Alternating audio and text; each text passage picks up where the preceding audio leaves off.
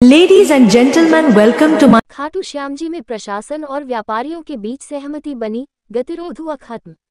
मांगों पर सहमति बनने के बाद व्यापारियों की दुकानें खुलना हुई शुरू। संभागीय आयुक्त पूनम बंसल और IG Ajay Pal Lamba, collector Mukul Sharma, SP भवन भूषण यादव सहित अनेकों अधिकारियों ने व्यापारियों से की बातचीत। आईजी अजय पाल लांबा ने व्यापार मंडल द्वारा सुझाव को मानते हुए किसी भी प्रकार की परेशानी नहीं आने का आश्वासन दिया। आधार कार्ड दिखाने पर स्थानीय को मिलेगी एंट्री।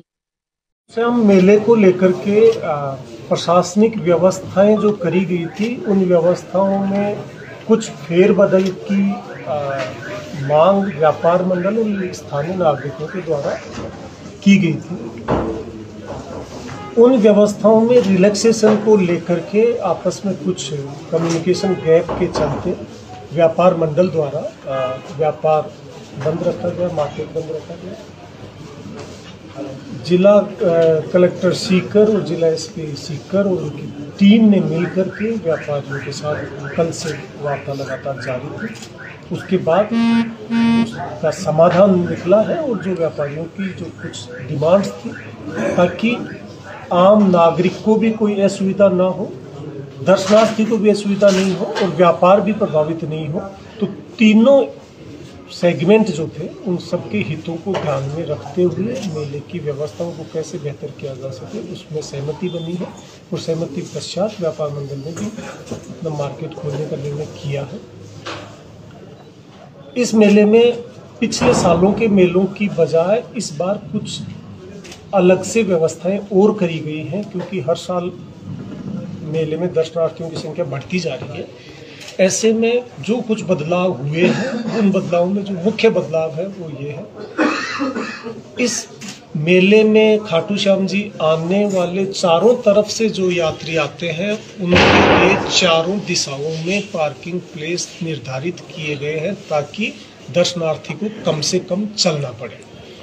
जो पैदल यात्री रिंग से खाटू तक आते हैं, उसके पश्चात वो नज़दीक से नज़दीक रास्ते तक मेले में पहुंच पाए, ऐसी व्यवस्था करी गई है। अभी की कोशिश ये है कि दर्शनार्थी, चाहे वो बस से आ रहा है, चाहे वो अपने ट्रेन से आ रहा है, चाहे खुद के वाहन से आ रहा है, चाहे वो पैदल आ रहा है, वो अपने कस्बे में उसकी एंट्री के पश्चात उसको कहीं नहीं रुकना पड़े और वो अपना दर्शन करके वापस सुगमता से जा सके, ऐसी व्यवस्था की गई है।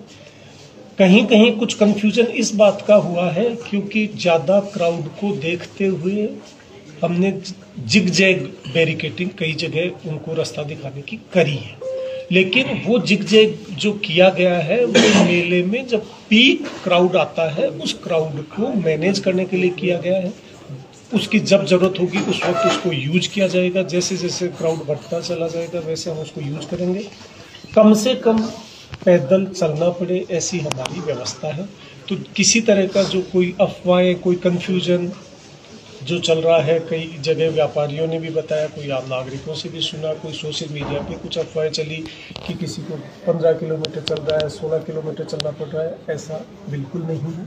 शॉर्टेस्ट रास्ता, आज जो कोई मंदिर के दर्शन के लिए आ रहा है, वो कस्बे में एंटर होने के बाद 2 किलोमीटर का रूट पूरा करके अपना दर्शन करके आसानी से जा सकता है। प्रशासनिक और पुलिस व्यवस्थाएं आम दर्शनार्थी की मदद के लिए हैं। ऐसे में किसी तरह का कोई संसाधनों का लीकेज ना हो या संसाधन कहीं दूसरी जगह यूज ना हो। ऐसे में जो इस मेले में एक परिपाटी रहा करती थी कि अनेकों वीआईपी हजारों की संख्या में, और मेले के दिनों में तो 10-10, 15-15 हज़ार हो जाया करते थे, उन सब व्यवस्थाओं को बंद कर दिया गया है। वीआईपी दर्शन मेले में नहीं कराए जाएंगे।